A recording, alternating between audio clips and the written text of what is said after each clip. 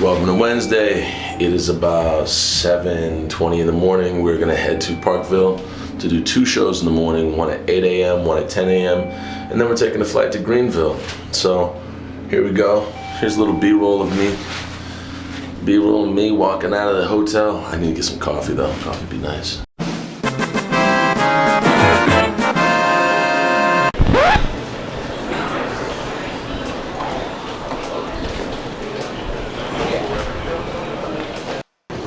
All right, we're at the Kansas City airport, Elizabeth and I, and the other two, Mark and Josiah, are somewhere else. The thing about the Kansas City airport that nobody tells you is that when you're in boarding, there's no retail. You can't get no food. There's a water fountain. You can drink that, but that's about it. So we're gonna take off. We're gonna go to South Carolina. Yeah, looking forward to it. I haven't been to South Carolina in a long time for GTC. So we'll hit Atlanta, and then we'll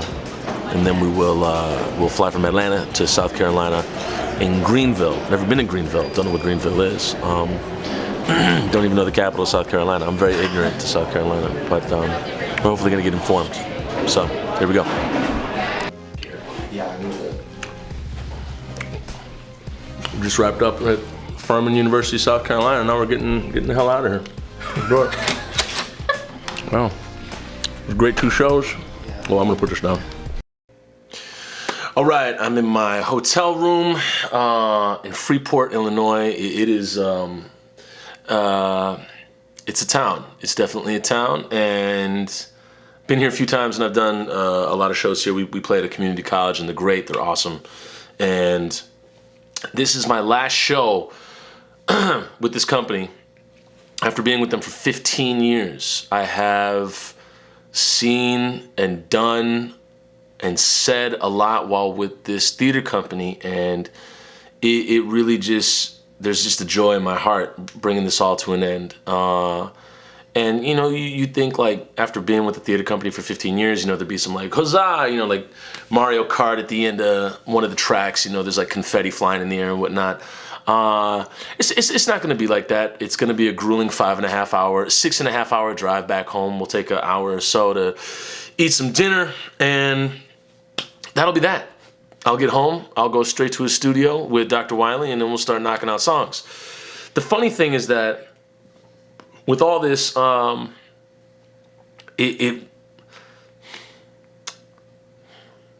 don't really know how to put it into words. With the end of it, it's almost like I was living a different life 15 years ago. So I'm 37 now. Oh goodness, I was 22. I was 22 when I came into this company, and that's really wild to think about that. That even seems longer than 15 years. One of my good friends, Chase Cordy, he was part of this company, and he's the one who told me about the company in the first place. He ran into a rehearsal space while I was auditioning some people for the first play that I ever wrote. I was 22. We were in at the University of Minnesota in the Rarick Center in the basement with like the makeup room, and I was conducting an audition there, and Chase came running in because he had just auditioned for Embarrassed and Rarig, the private and public humiliation of students of color in and outside of the Rarick Center. Longest title I ever put out for a play that I wrote. So, but he ran in because he had just auditioned for the play, and he's like, hey, there's this theater company, and they're hiring people. You got to check it out. Now, I would not have heard about this otherwise because I never looked up any of the auditions around town. I would see things like posted to the wall and whatnot. But Chase, at that time, he was a hustler. He was a stone cold hustler. He did Hamlet for like Pig's Eye Theater in the middle of nowhere. I think it was Red Eye Theater, something like that. Like just for a small theater company, like Hamlet, one of the longest plays. He did Hamlet for a small theater company and got like one bad review, and he told me about it, and it just broke his heart. Like that was what he was about. He would do Hamlet for you read a review. And I remember we were at a pizza place, we're talking about it, and he was like, man, I can't believe they took a dig on me like that, because my character's supposed to be like that. Like they were getting his performance wrong, at least in his mind, or at least in the direction that he received. And he came in and said, you got to try out for this theater company, and it was the Jestic Theater Company.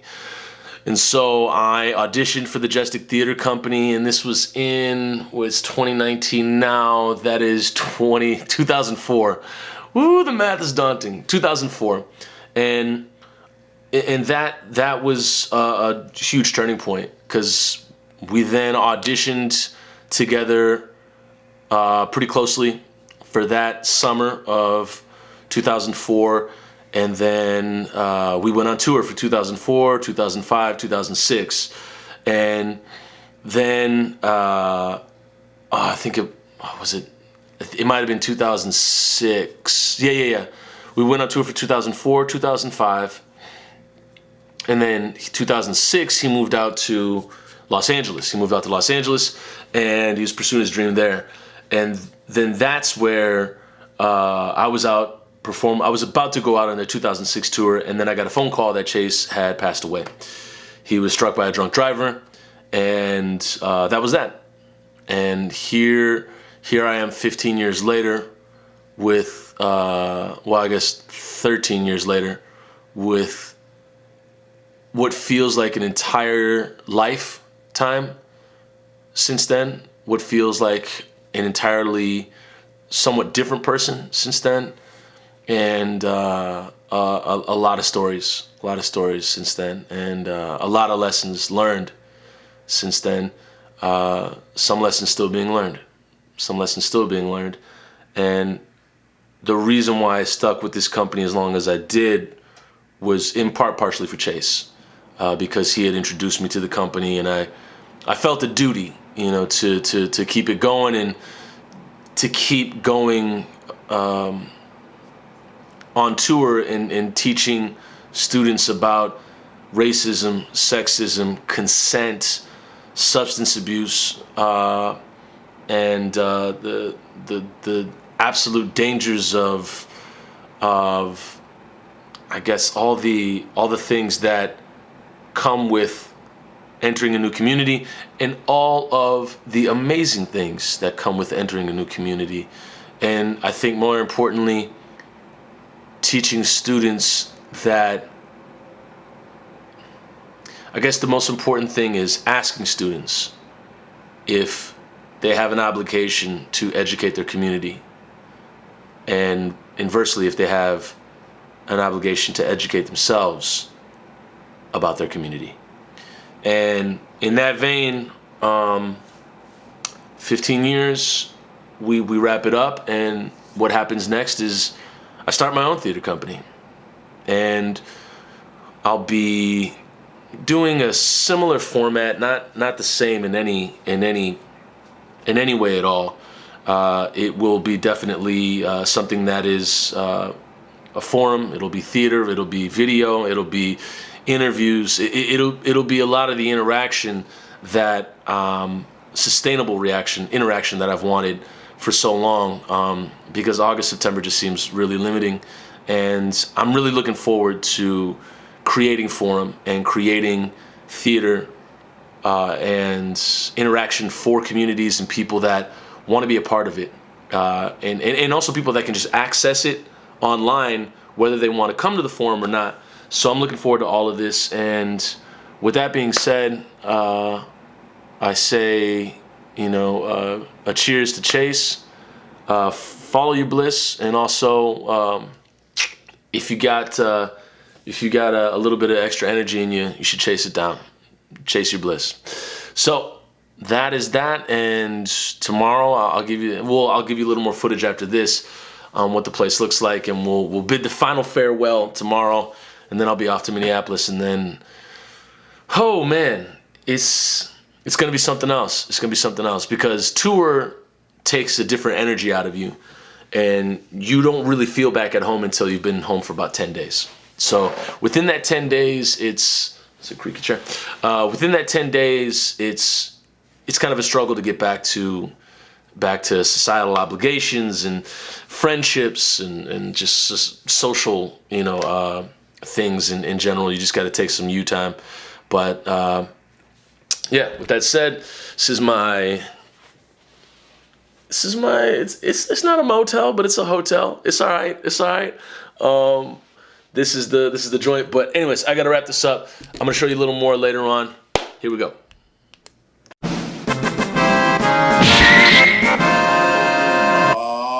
Shuck it, duck it now.